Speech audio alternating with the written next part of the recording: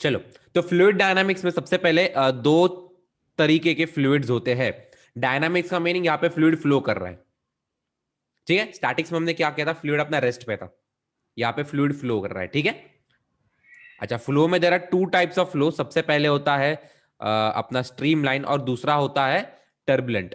ये सुना है कभी तुमने, ये वर्ड कभी सुने तुम लोगों ने? हाँ। अभी स्ट्रीम लाइन का अगर मैं डेफिनेशन बताने जाऊँ आपको, तो डेफिनेशन क्या होता है? बेसिकली डेफिनेशन बताने से पहले उसका मीनिंग रेन बता देता हूं मैं।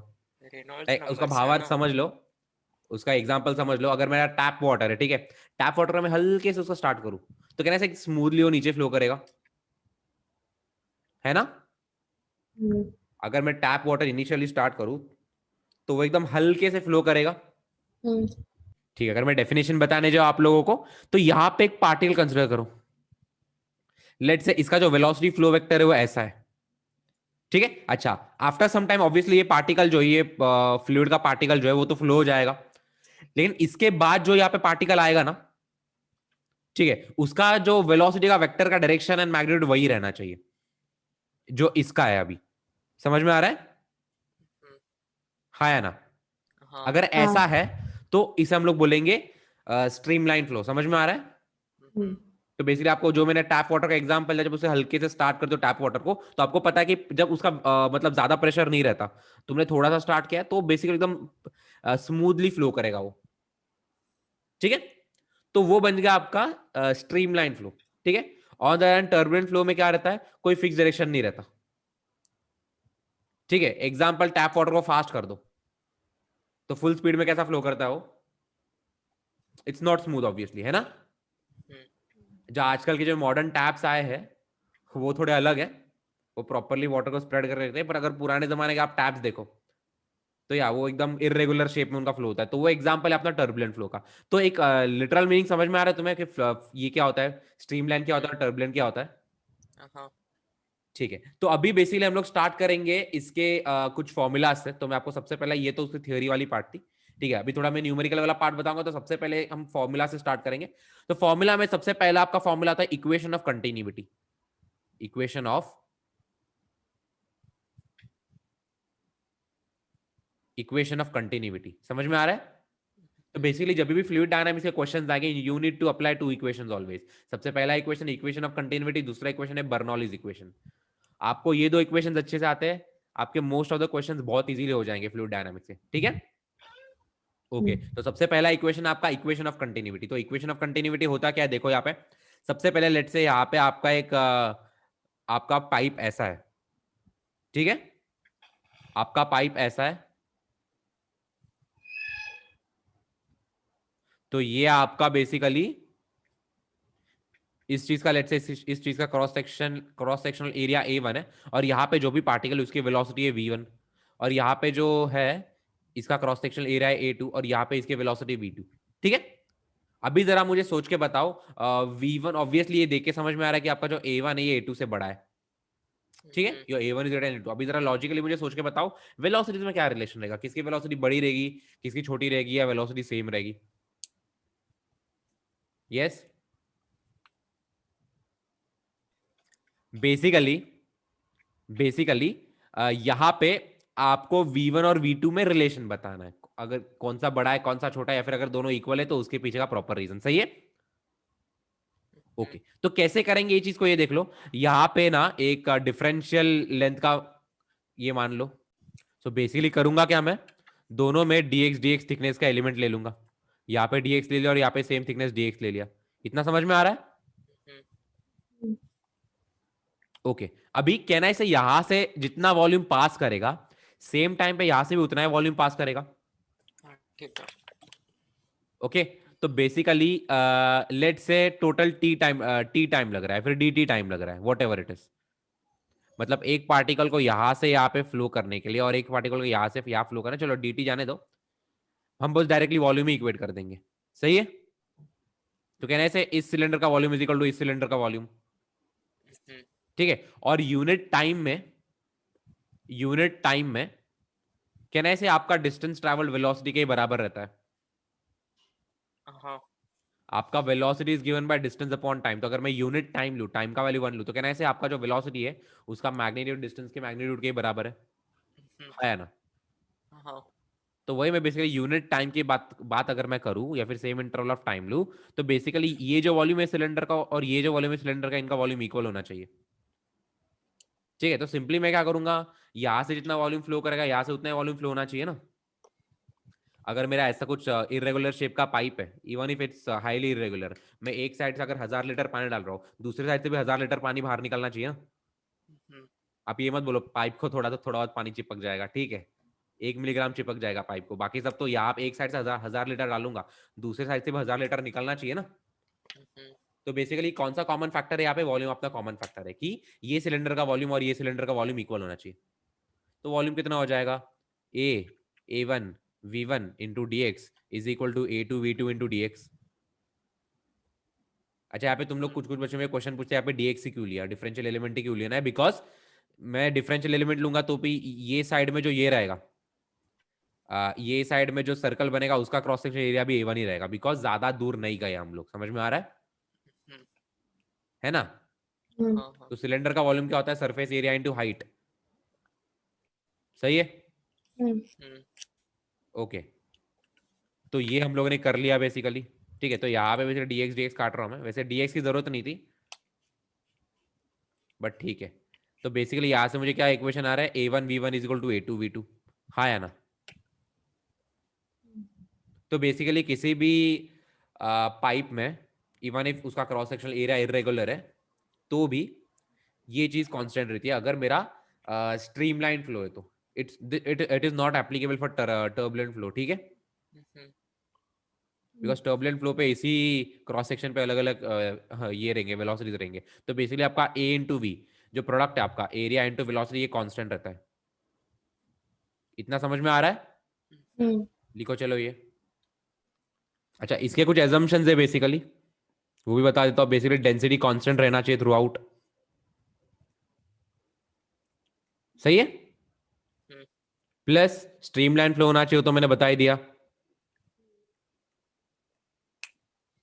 विस्कोसिटी 0 होना चाहिए, ठीक है। विस्कोसिटी क्या होता है, बेसिकली गाढ़ापन, वो बाद में डिटेल में डिस्कस करना ही है। आपका हनी ज्यादा विस्कस है कंपेयर टू वाटर, सही है। हम्म, ओके, प्लस ये इनकम्प्रेसिबल फ्लूइड है,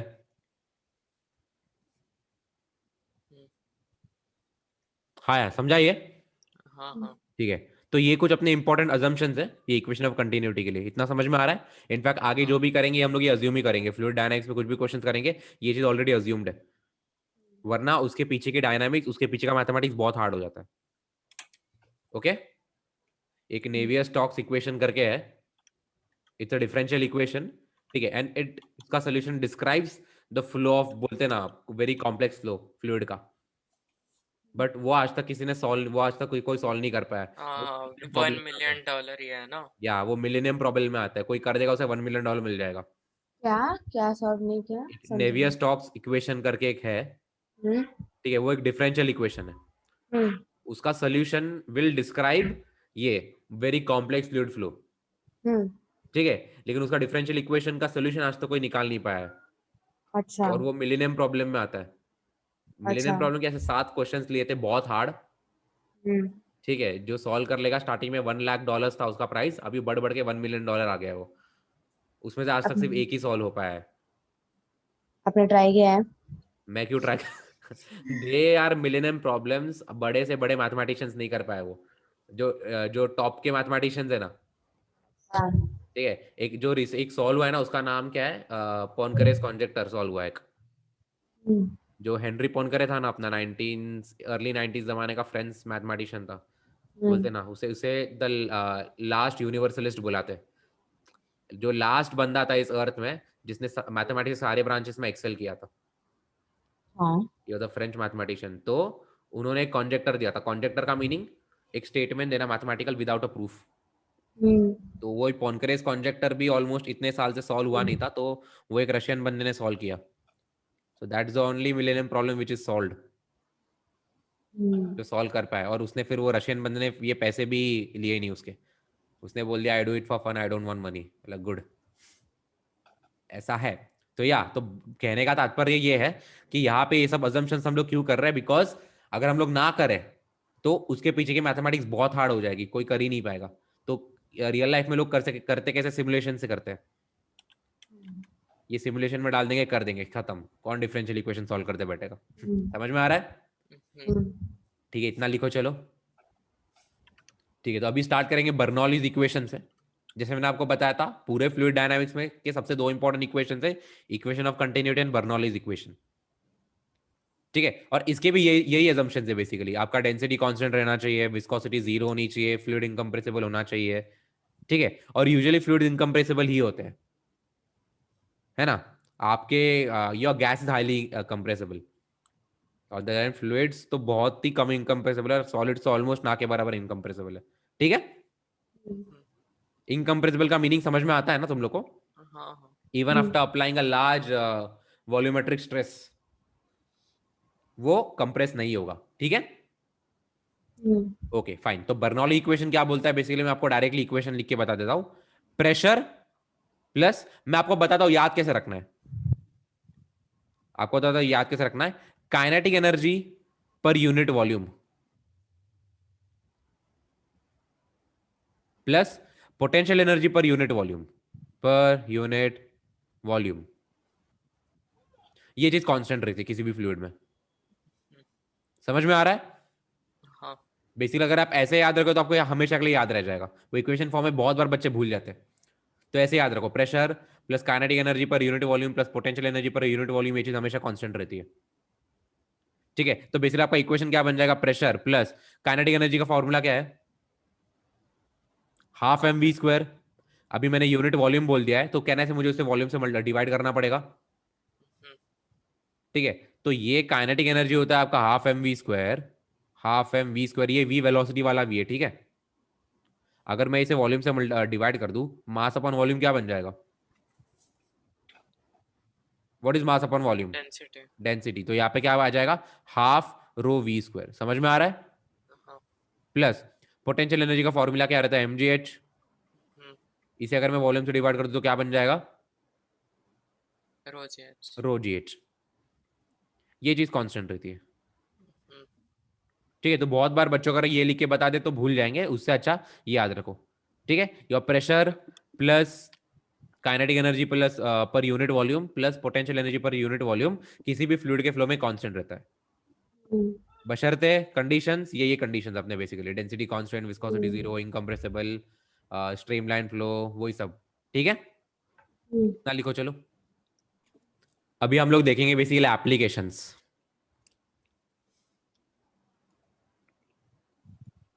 हम लोग एप्लीकेशन देखेंगे कि आपको मैंने जो दो फॉर्मूलाज पढ़ा है, एक तो आपका इक्वेशन ऑफ कंटिन्यूटी और दूसरा आपका बर्नौलीज इक्वेशन, तो उनके एप्लीकेशन क्या है। तो सबसे पहला एप्लीकेशन आपका velocity of E flux, velocity of E flux. सही बात है, तो सबसे पहले ई फ्लक्स क्या होता है, किसी को पता है ये ई फ्लक्स क्या होता है? Root two g h. हाँ, रूट टू जी एच। वो छोटा सा फॉर्मूला है उसका बस, बट वो भी बहुत स्पेशल केस के लिए है, और उसका डेरिवेशन वो सब भी आना चाहिए। तो या बताओ अभी जरा मुझे कि ये ई फ्लक्स क्या होता है। पहली बात तो ये बताओ, ई फ्लक्स क्या होता है? प्रोजेक्टाइल मोशन जैसा। प्रोजेक्टाइल मोशन जैसा। जो चीजें बाद में पता होनी चाहिए वो चीज बता रहा है तू अभी। ठीक है, ध्यान दो यहाँ पे, ध्यान दो अच्छे से कि बेसिकली आपका वेलोसिटी ऑफ ई फ्लक्स होता क्या है। ठीक है, ये हम लोग यहाँ पे एक कंटेनर अज्यूम करेंगे, you are assuming a container. सही है, कंटेनर के ये पॉइंट पे लेट से प्रेशर है P1। ठीक है, इस चीज का क्रॉस सेक्शनल एरिया है A1। समझ में आ रहा है? ओके, और ये यहां पे मैंने एक होल बना दिया है, ये होल का क्रॉस सेक्शनल एरिया है A2, और यहां पे इसका प्रेशर है P2, जो कि आपका एक्चुअली एटमॉस्फेरिक प्रेशर के बराबर ही होने वाला है। ठीक है, बट अभी के लिए मैं इसे P2 लिख रहा हूं, बाद में PATM से इक्वेट कर दूंगा। ठीक है, अच्छा, सपोज मैंने यहाँ पे एक होल मार दिया और इसके कारण क्या हो रहा है, यहाँ से अपना जो फ्लूइड है वो फ्लो करना स्टार्ट कर दिया है। तो बेसिकली आपका जो फ्लूइड है, लेट से उसका वेलोसिटी यहाँ पे V2, ये फ्लो करना स्टार्ट कर दिया। ठीक है, अच्छा, अभी कहना है से यहाँ पे भी फ्लूइड का फ्लो रहेगा, हाँ या ना? हाँ। तो लेट से ये जो पानी है नीचे जा रहा है with a velocity of V1। समझ में आ रहा है? ऑब्वियसली बात है वेलोसिटी बहुत छोटी रहेगी, लेकिन कुछ तो रहेगी ना। बेसिकली एक कंटेनर ले लो, उसके नीचे टैप लगा दो, टैप से तो पानी फुल स्पीड में नीचे आएगा, लेकिन कंटेनर से भी थोड़ा थोड़ा नीचे आता रहेगा ना, तो उसकी भी थोड़ी तो वेलोसिटी रहेगी ना।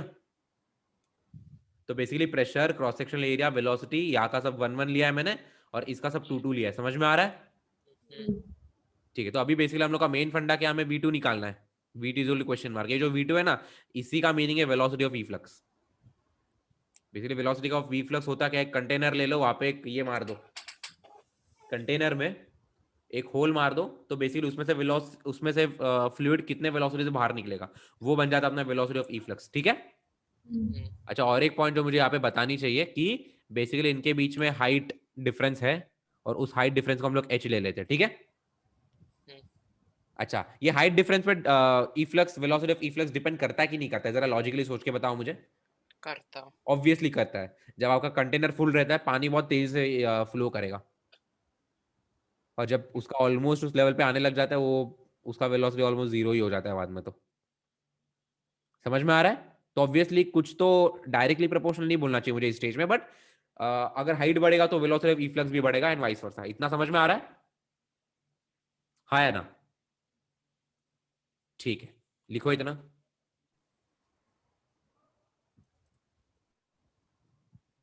हेलो,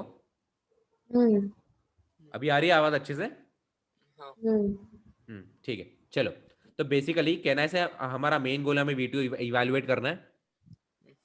तो यार जैसे मैंने बताया, कोई भी डायनामिक्स का क्वेश्चन हो, ये मोस्टली हमें ये दो इक्वेशन अप्लाई करना है। सबसे पहला इक्वेशन है आपका इक्वेशन ऑफ कंटिन्यूटी। तो यहाँ पे कहना है ये इक्वेशन तो यही आ जाएगा, A1 V1 is equal to A2 V2। हाँ या ना? बेसिकली इसका क्रॉस सेक्शनल एरिया इनटू इसका वेलोसिटी इज इक्वल टू इसका क्रॉस सेक्शनल एरिया इनटू इसका वेलोसिटी। इतना क्लियर है? ओके, तो ये आपका इक्वेशन 1। दूसरा इक्वेशन क्या रहेगा? बर्नौली का इक्वेशन रहेगा। तो यहाँ पे मैं आप लोग को बर्नौली का इक्वेशन लगा के बताऊंगा। लेट से मैं इस चीज को रेफरेंस लाइन मान रहा हूं, मतलब जहां पे अपना होल है ना, जिस लेवल पे आपका होल है ना, मैं उसे रेफरेंस लाइन मान रहा हूं। तो जिस पोजीशन पे हम लोग रेफरेंस लाइन मानते हैं, वहां पे पोटेंशियल एनर्जी कितना रहता है? Zero zero. Zero zero. मतलब वही पॉइंट हम लोग हाइट कैलकुलेट करते हैं ना, हाँ। तो फिर उसके ऊपर अगर h हाइट जाए तो उसका पोटेंशियल एनर्जी है mgh, और उसके नीचे अगर h हाइट जाऊं मैं, तो उसका पोटेंशियल एनर्जी माइनस mgh। तो वो जो लेवल को रेफरेंस माना है, वहां पे पोटेंशियल एनर्जी जीरो रहता है। तो ये क्या किया है मैंने, ये जो अज्यूम किया है ना, ये क्या है मेरा reference line for potential energy. तो ये लाइन मैंने माना है। मानने को कुछ भी मान सकते हो, लेकिन क्यों फालतू में तुम्हें नेगेटिव माइनस माइनस करना है? तो एक को जीरो बना दो, दूसरे को पॉजिटिव बना दो, खत्म। समझ में आ रहा है? मैं या इसे भी रेफरेंस लाइन मान सकता हूं, तो इसका पोटेंशियल एनर्जी नेगेटिव में आ जाएगा। One and the same thing. ठीक है। ओके, तो बेसिकली इस लाइन को मैं रेफरेंस लाइन मान रहा हूं फॉर पोटेंशियल एनर्जी।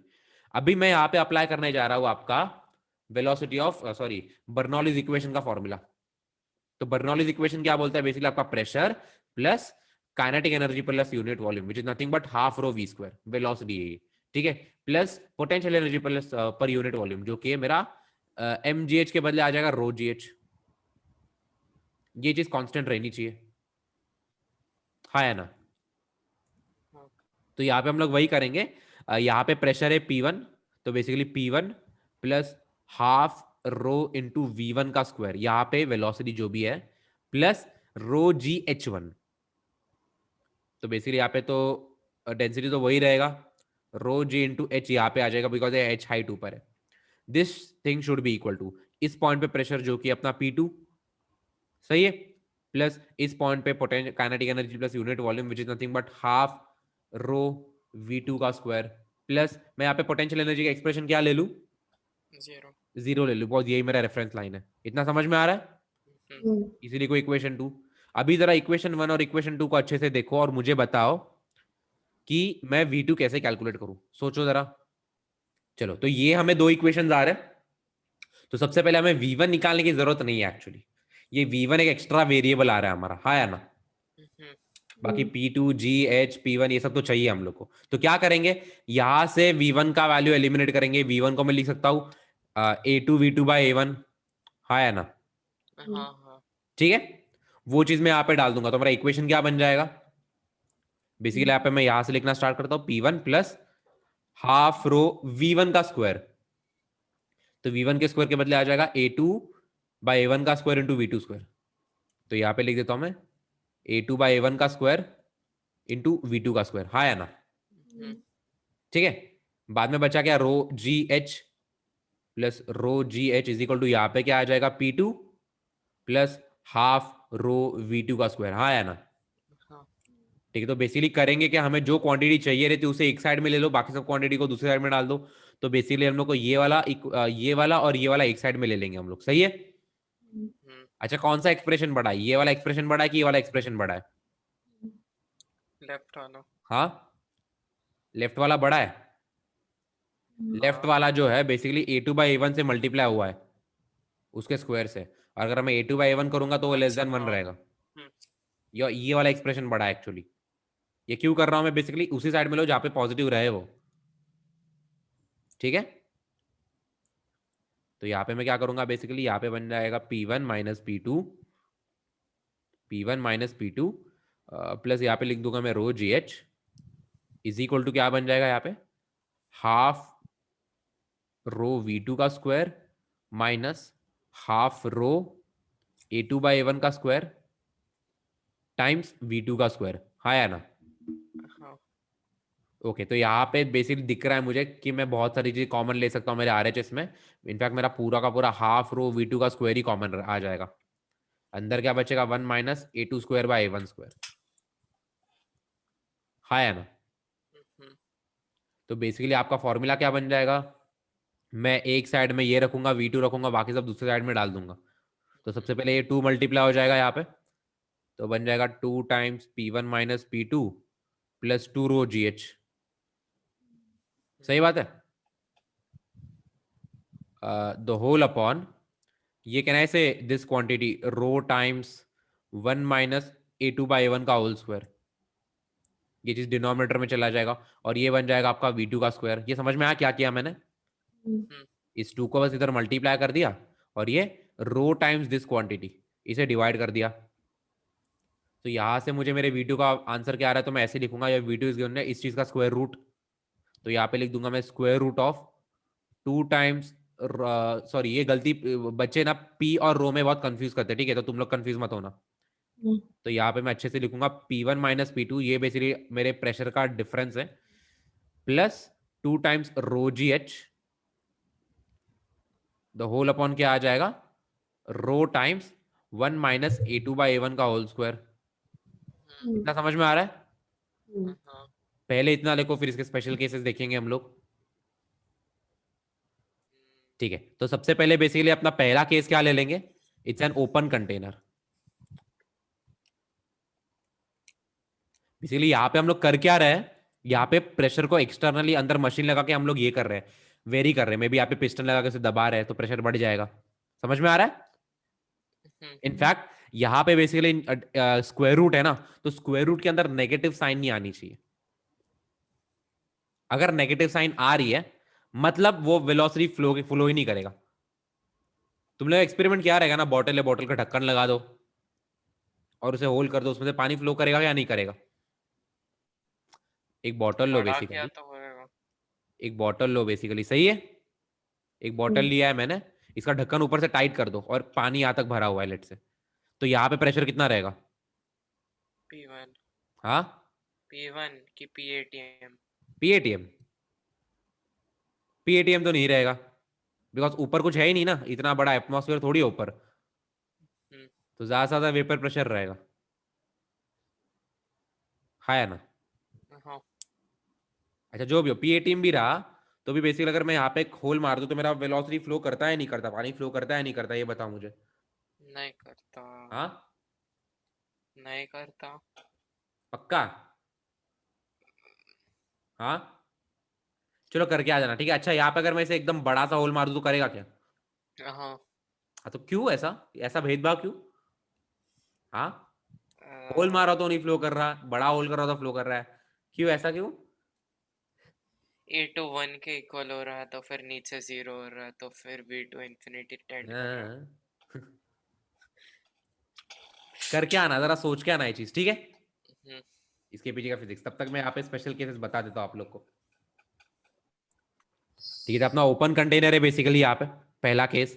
तो ओपन कंटेनर में बेसिकली यहाँ पे जो है ना, क्लोज कंटेनर में क्या था, मैं यहाँ पे प्रेशर रेगुलेट कर सकता था, लेकिन यहाँ पे ओपन कंटेनर में यहाँ पे प्रेशर कितना रहेगा?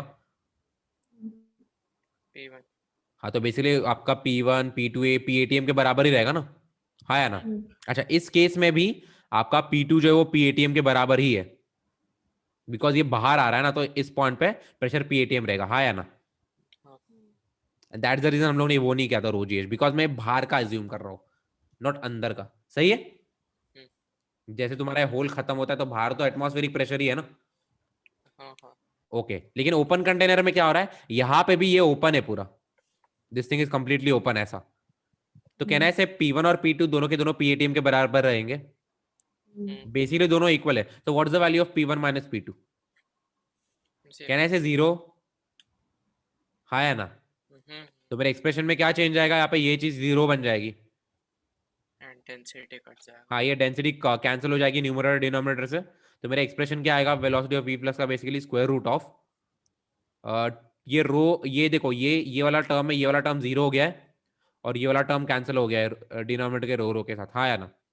हाँ तो बेसिकली यहाँ पे क्या आ जाएगा, 2GH the whole upon 1 minus A2/A1 का होल स्क्वायर। इतना समझ में आ रहा है? लिखो इतना। अच्छा, आपका दूसरा स्पेशल केस क्या है? दूसरा स्पेशल केस आपका ये है बेसिकली कि ओपन कंटेनर के साथ, ओपन कंटेनर के साथ ये अज्यूम करो, एंड आपका जो A2 है ना, it is much much less than A1। Basically आपका लेट से आपका A1 एक पॉइंट है, एक पिन से मैंने होल किया है, समझ में आ रहा है, और आपका A2 अच्छा खासा बड़ा एरिया है, तो यह A2 is much much less than A1। तो क्या हो जाएगा फॉर्मूला डिफरेंस, कहने से इस चीज को मैं 0 के इक्वेट कर सकूंगा। हाँ अगर मेरा A2 बहुत छोटा है A1 से, तो A2/A1 को मैं 0 ले लेता हूँ, further more I am squaring it. तो अगर 1 से छोटे नंबर को मैं स्क्वायर कर रहा हूँ या फिर कोई भी हायर पावर डाल रहा हूँ, तो वो कम होते जाता है, पता है ना ये चीज? हाँ हाँ 0.25 का स्क्वायर क्या होता है?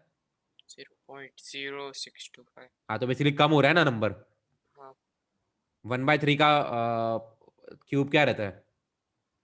1/27। 1/27, नंबर कम हो रहा है ना। हम्म, तो वही लॉजिक है बेसिकली यहाँ पे। तो यहाँ पे क्या करेंगे, इस वाले टर्म को 0 ले लेंगे जब आपका A2 is much much less than A1।